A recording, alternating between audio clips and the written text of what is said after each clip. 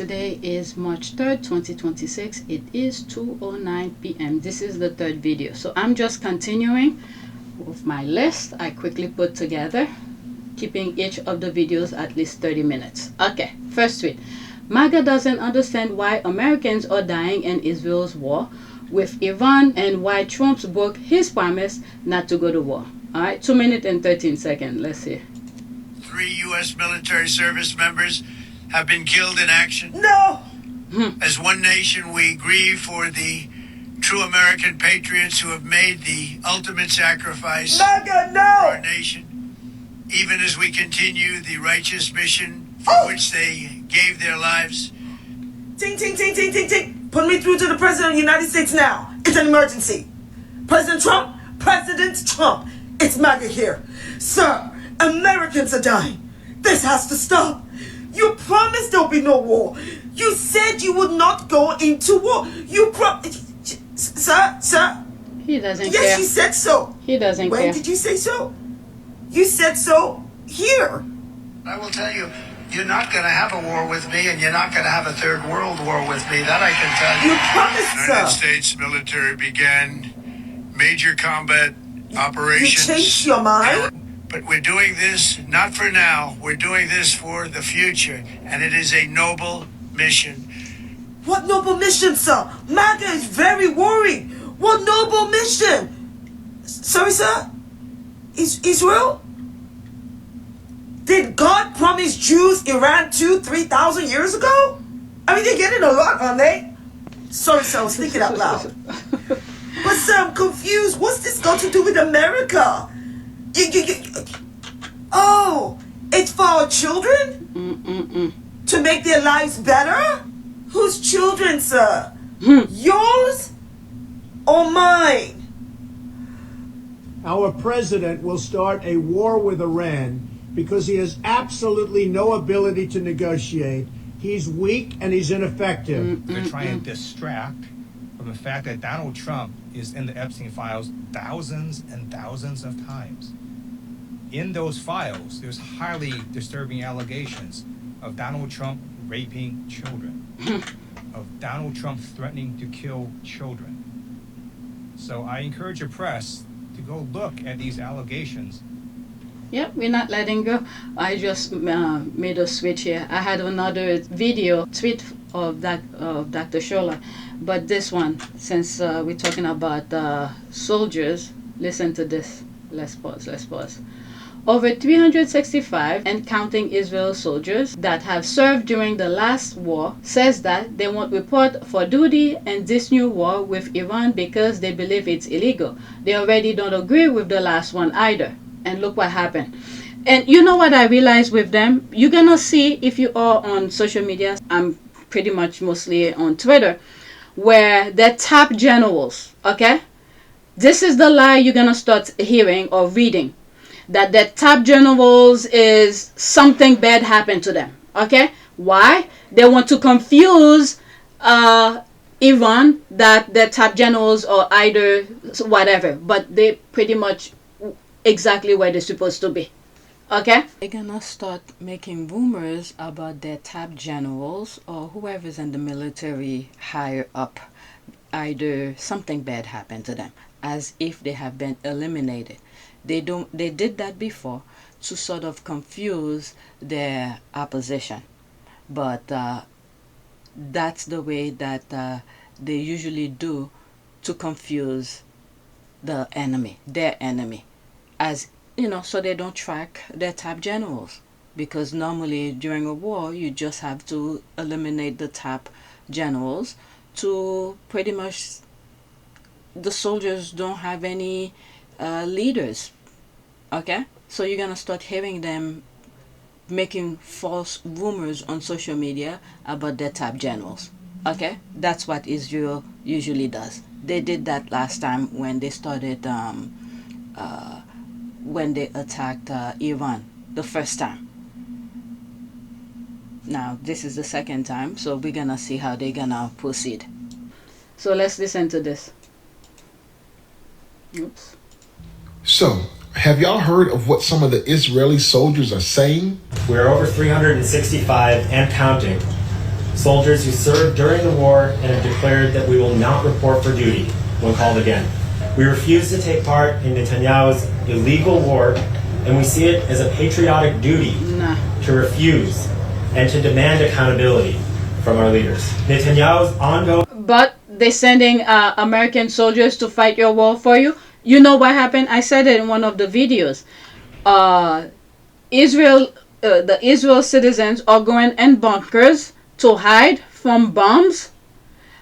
And then there was a Chinese or Asian, it may not be Chinese, but Asian guy who wants to go in the bunker too for safety. They won't let him in. They will not let him in. I hope the rest of the world see them for who they are. It's ridiculous. War of aggression needlessly puts our own hostages in danger and has wreaked havoc on the fabric of Israeli society, while at the same time killing, maiming, and starving an entire population of Gazan civilians. And you should see so many videos that I come across where, let's say, World Central Kitchen is trying to get into Gaza to feed the people. They will stop the trucks. It may not be World Central Kitchen, but, well, they did kill some workers of World Central Kitchen. But other organization who's trying to bring food to Gaza, they'll stop the truck and take those grain, whatever the food that they were bringing, and just toss it on the floor. Wasted it. These people are evil. They don't want to kill themselves because they want to stay alive, but they want other people to fight their war for them. Any act of legitimizing continuing hostilities over a hostage deal is inherently a betrayal of the hostages and a betrayal to the Israeli people. They're refusing to report back to duty if called. They're also calling this an illegal war. An illegal war. Plus, they're saying it's their duty to refuse to go to war and demand accountability. Congratulations to these Israeli soldiers. They have just shifted to the right side of history. I don't believe them. I don't believe them. Some of them said that in the last, what they did to, what do you call this? To the Palestine. You see what they did. They burned it to the ground. Next tweet. This is Dr. Shola. I had to show you that other one too. Oh my God, 3 minutes. If the leopards ate my face was a person, Nana Akua is it. This reform guy is such a fake-ass coward, stumbling over his words when all he wants to say is, she's not white, there's the laugh here. When she invoked Black Uncle Cheddar, I laugh out loud. Okay, so let's listen. Do you think I'm English? Look, let's put that to one side for the minute. We're going to go down a rabbit hole if we start talking about this sort of thing, and we don't have time to give it the detail that it deserves. Howard! Can I stop you there? I know exactly how much time we've got. There's no breaks in this hour. We've got time. Okay, listen, if you want to go down this Answer the route, question. I'm happy to do so, because it is a question. But it is an important issue about what it means to be British. What does it mean to be British then? Okay. Well, I mean, we have made it very clear, Restore Britain have made it very clear that our position is that Britishness is not just defined by having a British passport. It is not just defined by believing in a set of abstract corporate-style values like democracy and the rule of law. Is it defined? Well, let me finish. So the position, defined by not what it is. The position of every mainstream party, from Reform UK right the way through to the Greens, is that Britishness is defined by having a passport or believing in democracy. Right? In our view, that is an absolutely ridiculous definition, because Britain and the constituent nations that make this country up, England, Scotland, Wales, and Northern Ireland, are ancient peoples. These are ancient nations that have existed continuously for over 1,000 years. Yeah. So there is a difference. So there is a difference. So am I British? There is a difference between somebody. Say why. I'm born in Newcastle. I'm a Geordie. Am I British? Well, look, you're born in Britain, you know, and all the rest of it. So in that sense, yes, you are British. So there is what does it mean isn't then? Well, there is a spectrum. There is obviously a spectrum, because there is a difference between somebody who has come here in the last 5 years and got themselves a passport, and somebody like me, whose family has been in this country literally for thousands of years. Okay. There is a difference.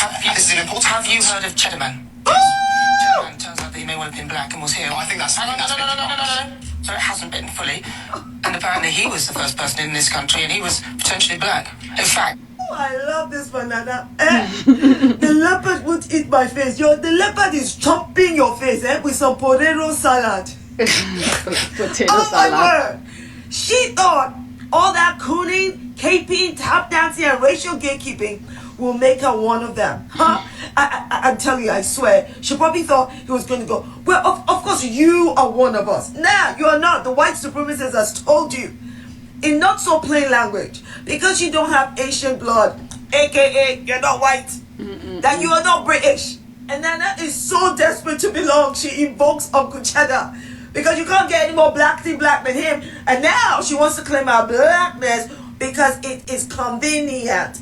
My friend, Chale, go and find your square roots. These white supremacists are intellectually dishonest and dumb.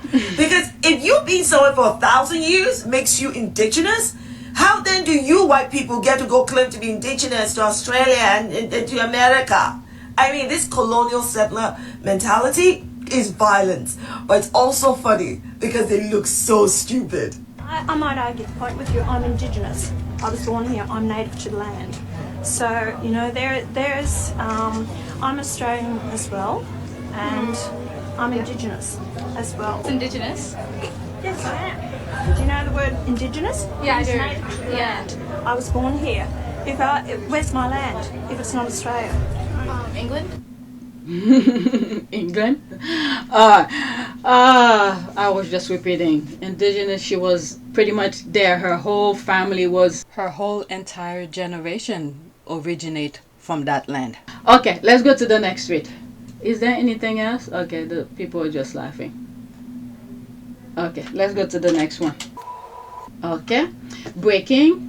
Spain MEP Irene Montero, quote, because no one stopped the genocide in Gaza, the United States and Israel are now targeting Venezuela and Iran. For the Venezuela part, I think it was a manufactured one, okay? If they wanted to kill Moderno, they would have killed him. It was a tactic to scare other countries, like Haiti, those smaller countries. If you don't listen to us, this is what we could do to you. But for what happened to Iran, they want to destroy it because they want the land. All right, we must isolate the U.S. and Israel now so they can no longer spread terror across the globe. All right, completely unrelated. This woman's far left party was financed by both Iran and Venezuela. Okay, I don't know anything about that. Okay, so that's in Spanish. Okay, that's in Spanish. Okay, good luck next time you call for help from the strongest military on earth. So just because she's standing up for her country, not to send her people to a war that was not authorized, okay, and all of a sudden you're saying good luck next time, because these people, they tend to manufacture things to put you in need of their help. So she's standing up for her people, to not send her people, you know, the young generation military to risk their lives for Israel. Some of the Israelis don't even want to fight that war. Why would Spain risk their citizen to fight a war for the people who don't even want to fight the war, but they initiated it? These people are ridiculous. They don't want you to believe your eyes. The tactic. This is what happened. They manufactured everything. Look how they somewhat disable the government of the United States so they could get what they want. And they expect everybody else to follow. If, let's say for instance, all the other countries put themselves together to fight whatever he claimed the strongest military on earth, it's tactical smartness that usually win a war. But these people want to risk everybody else's lives while they stay in a bunker hiding, but they don't want to fight their own war. These people are ridiculous. Zionism must be isolated, shunned, crushed, and dismantled. It is a threat to us all, replaced by a democratic, secular society with equal human rights for all. Long live resistance to Zionism and fascism. Alright, next tweet. During Trump's first presidency, I did say, what was the other one who came in power? He won his election, Hitler, democratically. And that's the same thing Trump is trying to do, but people are fighting back. And then he keeps on pushing the limit of democracy, pushing the limit. And I think this is what's done it for him. And doing things with children. Warner, quote, there was no imminent threat to the United States by the Iranian, there was a threat to Israel. If we equate a threat to Israel as the equivalent of an imminent threat to the US, then we are uncharted territory. Alright, so 46. And remember, they attacked, Israel attacked Iran the last time. Okay, not the recent one, the very first time. But that's when Iran got through the Iron Dome. So they sort of learned something, and they went back to the drawing board, attack again, and this time they did it wrong, because there was, not only Trump did not go to Congress to ask for permission, he went and do it unilaterally. Alright, so let's listen to him. Did I say it, or did I play it? Let's also be clear. I said before, I've said now, there was no imminent threat to the United States of America by the Iranians. There was a threat to Israel. We equate a threat to Israel as the equivalent of an imminent threat to the United States, then we are in uncharted territory. We have seen the goals for this operation change now, I believe, 4 or 5 times. Okay, it's playing over. Let's see, is there anything else? That's something else. Okay, so, there's Rubio. Almost a minute. Let's listen.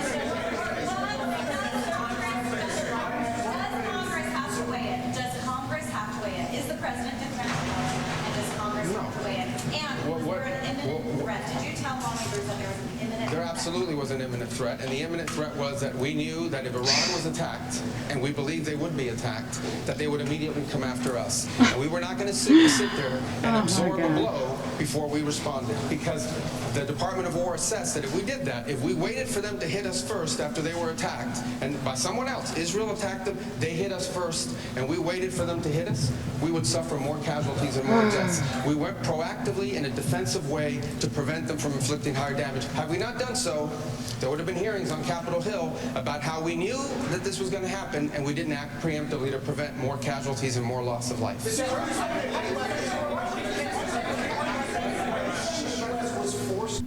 Oh my god. That 57 seconds took forever. Next tweet. Okay, let's pause this. If Iran attacked the US, they will be called terrorists, but the US attacked Iran, and they are heroes. If the US government doesn't care about the children killed in school in its own country, why would it care about children in another nation? Where's the pro-life outrage? Alright, so let's listen. Oh! 8 minutes! I didn't know it was that long. Oh, this sick. Just sick. Alright, let's listen. Screenshot. Let us not whisper it, let us say it loudly, and let it shake the rafters. 150 little girls went to school and did not come home. 150 futures folded into dust and concrete and smoke. We can debate doctrine until our mouths are dry. We can cite treaties and precedents and doctrines of imminence. We can argue about centrifuges and missile ranges and proxy networks, but none of those words will tuck a child into bed tonight. None of them will quiet a mother's scream when the call comes that the building's falling. So don't sanitize it. A school was struck. Desks were splintered, backpacks were buried, the air was filled with dust and fire. And somewhere tonight there are fathers staring at small shoes that'll never be worn again. If that doesn't pierce the soul of you, then what exactly are we defending? Yes, the Iranian regime was authoritarian. Yes, dissent was crushed. Yes, many Iranians long for something freer, but unpopularity is not a license to execute. Tyranny does not suspend sovereignty at the whim of another state. If it did, then every powerful nation will reserve for itself the right to eliminate leaders it dislikes. That's not order. That is precedent for permanent war. And here's the dangerous logic that hums beneath that. There was a threat, but there's always a threat. In the modern age, threat is elastic. It stretches to fit whatever fear we need it to justify. Missiles and bunkers, uranium and centrifuges, militias and borderlands, cyber code and shadow networks. If that qualifies as imminent, then imminence has lost its meaning. If hostility is enough, then every adversary is a future battlefield. And if every adversary is a battlefield, then peace is just an illusion that we pretend to value. We are told this is strength. We are told this is deterrence. We are told that this is necessary. But strength without restraint is not strength. It is just impulse dressed in a uniform. Deterrence that escalates into open conflict is not peace through strength. It is war through momentum. And let us be honest with ourselves about momentum, because once the machinery of war begins to turn, it doesn't hum softly, it roars, it consumes, it demands replenishment contracts and supplemental budgets and deployments for the foreseeable future. It creates constituencies who benefit from its continuation. This is not conspiracy. This is political economy, and it is the history of the United States. We have attacked a sovereign nation. We have killed its supreme leader. We have struck inside its territory. We have seen a school reduced to rubble and little bodies pulled from concrete. And we have heard language about foreseeable conflict. Foreseeable conflict. That phrase should chill anyone who remembers how these stories unfold. We destabilize, we degrade infrastructure, we decapitate leadership. We speak of liberation, and then the vacuum comes, where militias rise and hardliners consolidate. Regional powers meddle, and the moderates we claim to defend disappear between rubble and revenge. And when the dust settles, we ask why the next authoritarian has emerged from the wreckage we created. Institutional memory matters. Iraq taught us that removing a regime without preserving the skeleton of the state invites chaos. Libya taught us that air power is not a governance plan. Afghanistan taught us that 20 years of war cannot manufacture legitimacy where political settlement never existed. So the questions must be asked, and they must be asked loudly, clearly, and repeatedly. What is the political end state? Not the military objective, the political end state. What replaces what we've just shattered? Who governs? Who secures the borders? Who protects civilians tomorrow? Where is Congress in this? What authorization governs this conflict? What metrics determine success? What prevents this from metastasizing across the region? What is the stabilization architecture? What's the timeline? And yes, who profits? History shows us that defense contractors expand when wars do. That's not conspiracy. It is ledger books and budget supplements. Once the machinery of war turns, it generates those contracts. Momentum without defined off-ramps becomes inertia. This is not about hating an administration. It is not about partisan fury. It is about whether the decisions being made demonstrate deep institutional knowledge and long-term vision for the citizens of the United States. Leadership is not a game show. It is not branding. It is not spectacle. It is stewardship of the consequences. And when the president acts from a resort instead of the Situation Room, perhaps the geography doesn't matter technically, but symbolically it speaks to something people feel. A sense that the gravity has been replaced by improvisation, a sense that the weight of history is being handled lightly. Maybe there are rooms full of serious planners modeling contingencies. If so, show us. Democracy demands visibility. Anger here is not the enemy, though. Apathy is. There are moments when raised voices are not destabilizing, they are necessary. Citizens have every right to shout these questions at power, not to burn down the republic, not to abandon law, but to insist that war be justified, authorized, limited, and planned beyond the next news cycle. We can support security without surrendering scrutiny. We can reject authoritarianism abroad without normalizing assassination as policy. We can insist that America act with strength without confusing strength for perpetual escalation. And above all, we can remember that children do not belong in our doctrinal debates. If those answers exist, show them to us. Democracy is not strengthened by secrecy in matters of war. It is strengthened by debate, authorization, and defined limits. And do not tell the American people that we are too small to question this. Do not tell us that anger is unpatriotic. There is a long and sacred tradition in this country of citizens raising their voice when war is entered into without clarity. Anger, when disciplined, is not chaos. It is a moral force. It is the same force that once demanded civil rights, the same force that once demanded accountability after corruption, the same force that once filled the streets when wars dragged on without end. If we are wrong, show us why with evidence. This action reduces long-term risk. Prove it with transparent strategy. If this prevents catastrophe, articulate how. But but do not ask us to accept dead children and open-ended conflict as the price of your brand. 150 girls. I'll say it again. 150 girls. They will not grow up to debate geopolitics. They won't vote. They will not dissent. They will not reform their country from within. They will not build bridges between nations because they are gone.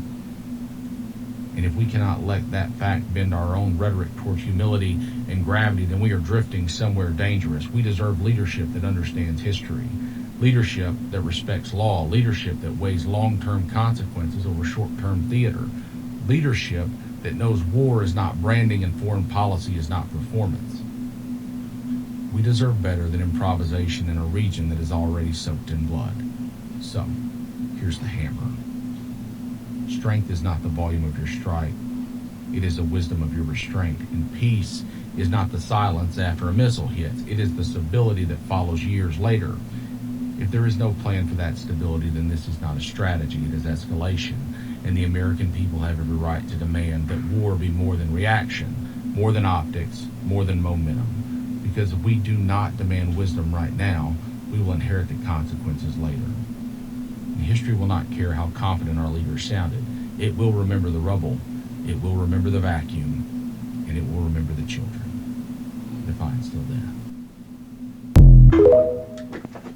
Okay, so let's see here.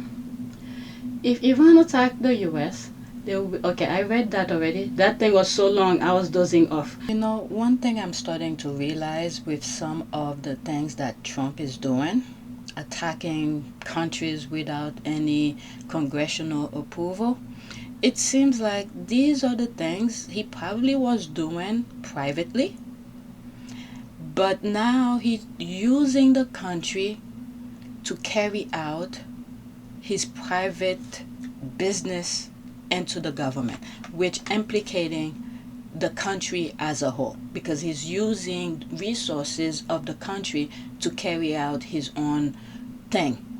That's what I'm realizing, because as I'm editing this video, I'm seeing, just look at the screen, it seems like they attack another South American country. Is it Ecuador or something like that? This is not normal.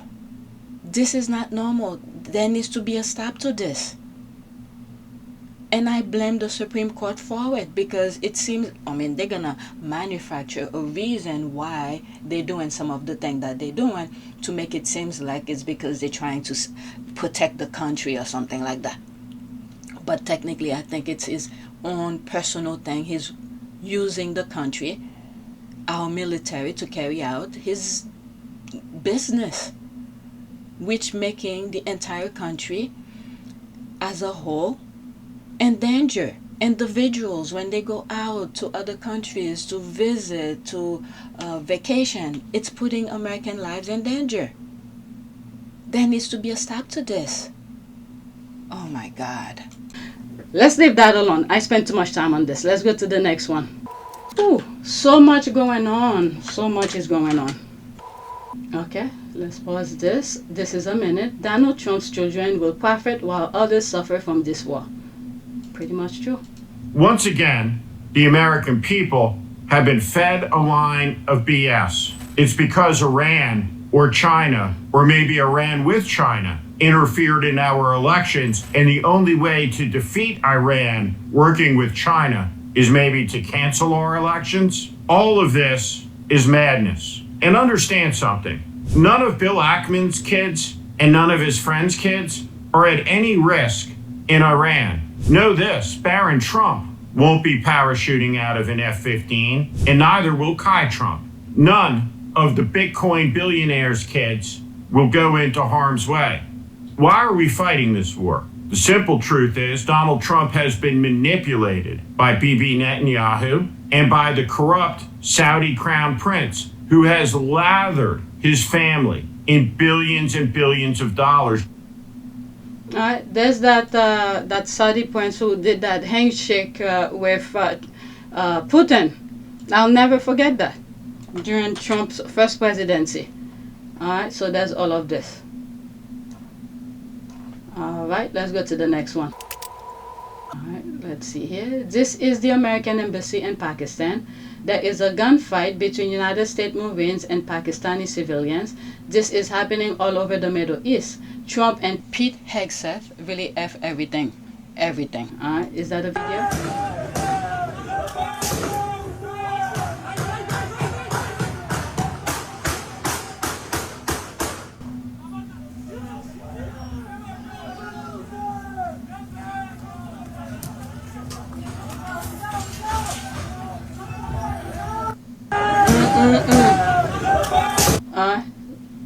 I don't even want to go in that.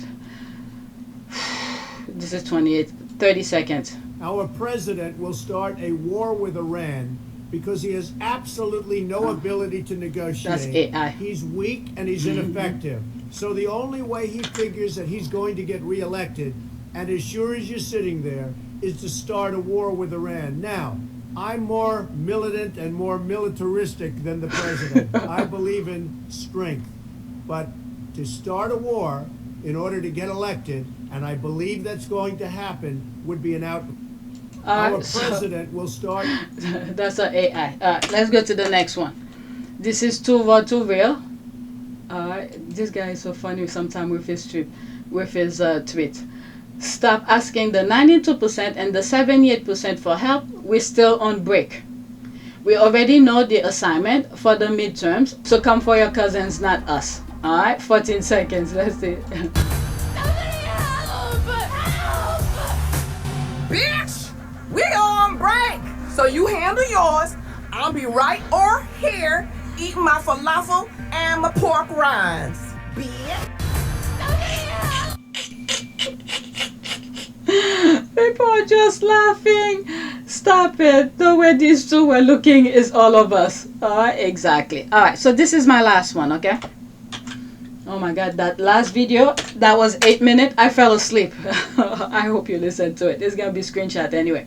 You won't learn in school that there were more than 400 rebellions in Africa against the slave trade, even on slave ships. Alright, let's listen. 144 minutes.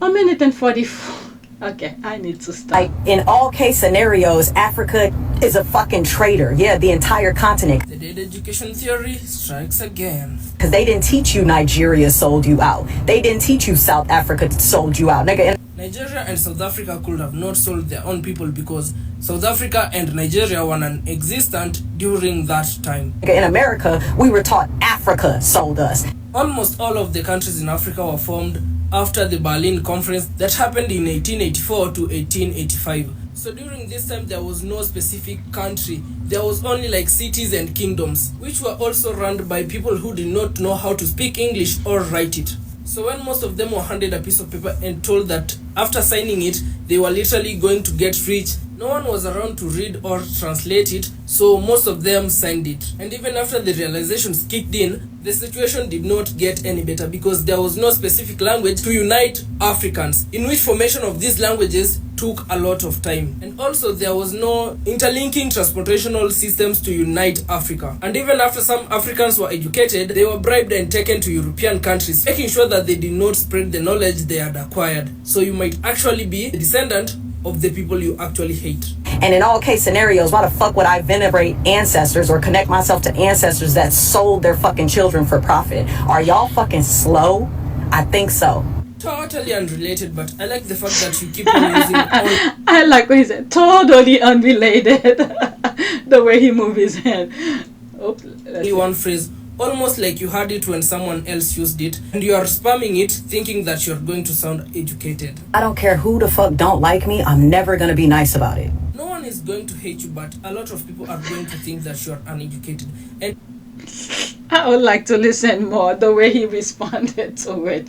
Alright, but anyway, that's that. I came across it in all case scenarios, and I thought I'd share it with you. Alright, so that is it. Please take a moment to subscribe, like and share. If you want to support this channel, there's a PayPal link and a Cash App link in the description. You could donate. Those who have donated, thank you. Alright, so that is it. Thanks for watching.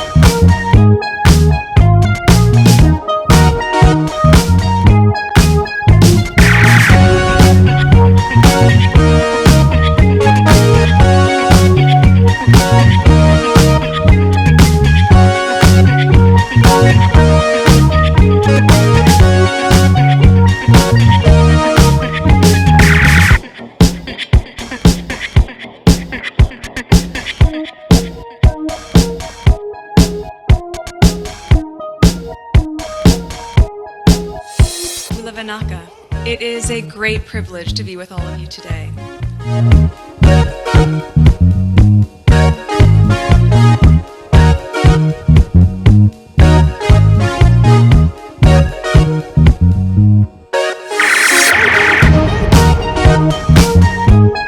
You know, we ask for forgiveness and please come back.